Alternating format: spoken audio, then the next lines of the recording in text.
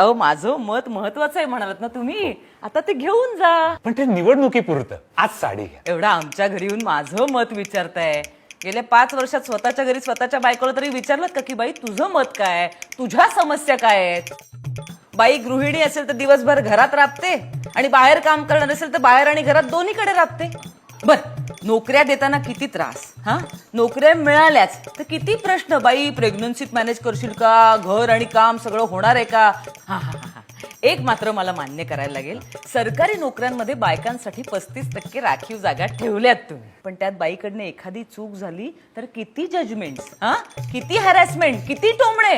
अहो राखीव कोट्यातनं नोकरी मिळाली ती तरी नीट सांभाळा. आणि हा मला सांगा, निवडणुका आले की आमच्यासाठी हळदी कुंकू करता. बोनला पण ते बोंडले घालू आमचे आम्ही, पण बायकांसाठी रस्त्यावर पब्लिक टॉयलेटची जरा सोय करा. पब्लिक टॉयलेटमध्ये गेल्यावर स्कुबा डायव्हिंगला गेल्यासारखं वाटतं. म्हणजे सगळा मामला श्वास रोखून. ते स्ट्रीट लाईटचं सांगितलं नाहीस तू अजून.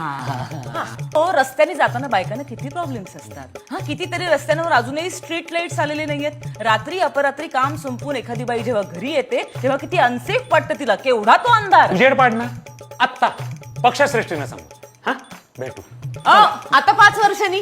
हा तुमचं तोंड आता 5 वर्षांनी दिसेल आम्हाला. काका काका मी पण बाई आहे, माझं पण मत घेऊन जा. हो बाई, तुझं पण घेतो. हा मत भेटू. 10 वर्षांनी.